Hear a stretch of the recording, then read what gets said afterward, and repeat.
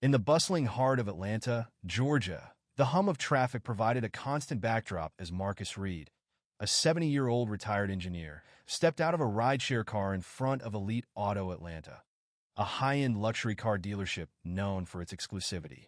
The glass exterior sparkled in the sunlight, showcasing elegant sports cars and imposing SUVs. Wearing a modest gray jacket, worn-out loafers, and holding an old leather satchel, Marcus seemed out of sync with the dealership's sleek atmosphere. But appearances can be deceiving. Marcus had spent decades building a successful engineering consultancy, leaving him with financial security few could imagine.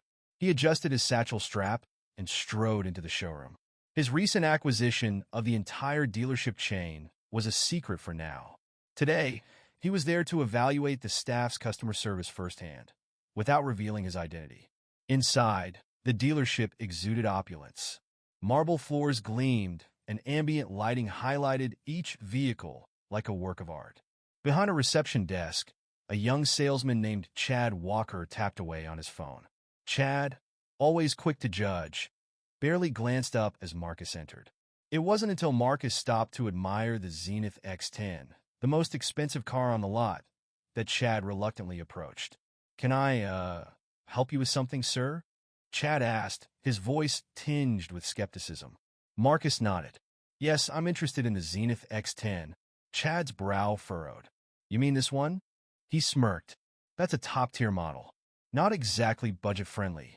Marcus gave a calm smile. "I'm aware." Chad chuckled dismissively. "Maybe you'd like to check out the pre-owned section? Some great deals back there." Marcus's expression didn't falter. "No, I'm here for the X10." Chad sighed loudly, as if humorously indulging a child. "Well, it starts at $250,000. With upgrades, you're looking at a lot more." He paused, his tone softening patronizingly. "Are you sure you want to start there?" Marcus maintained his composure. "I'm certain." At that moment, Jenna Carter, the dealership's manager, walked over, noticing Chad's tone. Dressed in a designer blazer, Jenna exuded confidence, but shared Chad's dismissive attitude.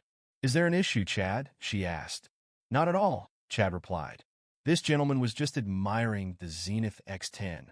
I was explaining how exclusive it is." Jenna glanced at Marcus, her lips curling slightly. "It's a very advanced vehicle," she said. "Definitely not for everyone." Marcus tilted his head. "What exactly do you mean by that?" Jenna's smile didn't reach her eyes.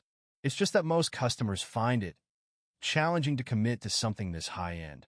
Marcus nodded slowly. "I see. Well, take your time," Jenna added, turning back toward her office. Chad gave Marcus a smug grin before following her. Unfazed, Marcus calmly exited the dealership, his steps deliberate and measured. 2 days later, the Elite Auto Atlanta team was called into an unexpected staff meeting. Chad and Jenna stood in the showroom, whispering about rumors of new ownership. The corporate team's arrival was imminent, and speculation was rampant. The tension broke when the doors swung open, and Marcus entered, this time in a sharp suit and polished shoes. Flanked by 2 executives and a legal advisor, he exuded authority. Jenna and Chad exchanged panicked glances. "What's he doing back here?" Chad muttered. Marcus led the group into the conference room, where the staff were already seated. Taking his place at the head of the table, he surveyed the room. Jenna cleared her throat nervously. "Can we help you, sir?" she asked. Marcus opened his satchel, pulling out a set of documents embossed with the Reed Automotive Group logo. "You can start by listening," he said firmly, his voice steady yet commanding. The room fell silent. "My name is Marcus Reed," he began. "I'm the founder of Reed Automotive Group, and as of last week, I'm the new owner of Elite Auto Atlanta." The announcement landed like a thunderclap. Chad's face turned pale, and Jenna froze in her seat. "This must be some kind of mistake," Chad mumbled. Marcus locked eyes with him. "No mistake. I bought this dealership, and I've spent the past few days reflecting on the way I was treated here." Jenna leaned forward, desperation edging her voice. "Mr. Reed, if we'd known who you were—" "You didn't need to know who I was," Marcus interrupted. "What you needed was basic respect. You failed to provide that." Turning to Chad, Marcus continued, You dismissed me the moment I walked in. You assumed I didn't belong, and you treated me with arrogance and condescension. Chad stammered. It wasn't like that, It was exactly like that, Marcus snapped. And it's unacceptable. Marcus addressed the room, his voice steady but forceful. This dealership will no longer tolerate discrimination or arrogance. Everyone who steps through these doors deserves respect, regardless of appearance or background. He gestured to his HR representative. Effective immediately, Jenna Carter and Chad Walker are terminated. Security escorted Jenna and Chad out as the rest of the staff sat in stunned silence. Marcus's tone softened as he turned to Clara Evans, a junior sales associate known for her professionalism. Clara, he said, you've shown exceptional dedication. As of today, you're the new general manager. Clara's eyes widened in shock. Thank you, Mr. Reed. I won't let you down. I'm sure you won't, Marcus said with a rare smile. He faced the staff. From this day forward, this dealership will be built on integrity. If you can't meet that standard, you don't belong here. Marcus exited the room, pausing to glance at the Zenith X10. It wasn't about the car, it was about setting a standard. True success, he believed, came from character, not wealth. As Marcus Reed exited the conference room, the weight of his words still lingered in the air, heavy and undeniable. The stunned silence among the remaining employees was gradually replaced by murmurs, a collective realization that their workplace would never be the same. Marcus had not only redefined the dealership's culture, but had also challenged them to reassess their values and the way they treated others. The once arrogant Chad and Jenna were gone, their dismissive attitudes ousted alongside them. In their place, Clara Evans stood nervously at the center of the room, already fielding congratulations and hesitant smiles from her colleagues. She glanced toward Marcus as he walked toward the showroom's gleaming cars, her heart pounding with both excitement and determination. This was her chance, a moment she never thought she'd have, to lead with the integrity and respect Marcus had demanded. Meanwhile, Marcus approached the Zenith X10, the vehicle that had sparked the chain of events. He placed a hand on its sleek hood, the cool metal grounding him. The car wasn't a trophy or a status symbol to him.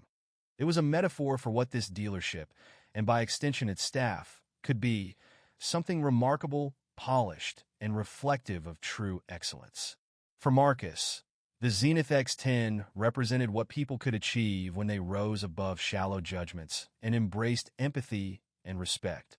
Angela Green, the receptionist, hesitated near the doorway of the conference room. Finally, she mustered the courage to approach Marcus. Mr. Reed, she began softly, I just wanted to say thank you. Not just for what you did today, but for showing us that everyone deserves to be treated with kindness. Marcus turned to her, his gaze warm. Angela, it's people like you who will keep this place running the right way. Don't ever let anyone make you think otherwise. Her cheeks flushed with pride, and she nodded. For the first time in years, she felt valued. As Marcus made his way to the dealership doors, the staff gathered instinctively, watching him leave. Clara stepped forward, calling out, Mr. Reed, before you go, what made you come here that first day? Marcus paused, his hand on the glass door. He turned back with a faint smile. To see who you all really were when no one was looking. Today, I saw the truth. But now, I'm leaving with hope for something better. With those words, Marcus stepped out into the bright Atlanta sunlight, leaving behind more than just a dealership. He left a legacy of integrity, a lesson etched into the hearts of everyone who witnessed the day's events. Inside the dealership, a sense of renewal filled the air as the staff realized this was their opportunity to rise above past mistakes and rebuild their workplace on the foundation of respect, compassion, and fairness. Marcus Reed didn't just own Elite Auto Atlanta. He had transformed it into a beacon of dignity, proving that real power lay not in wealth or status, but in the courage to demand better from the world around you.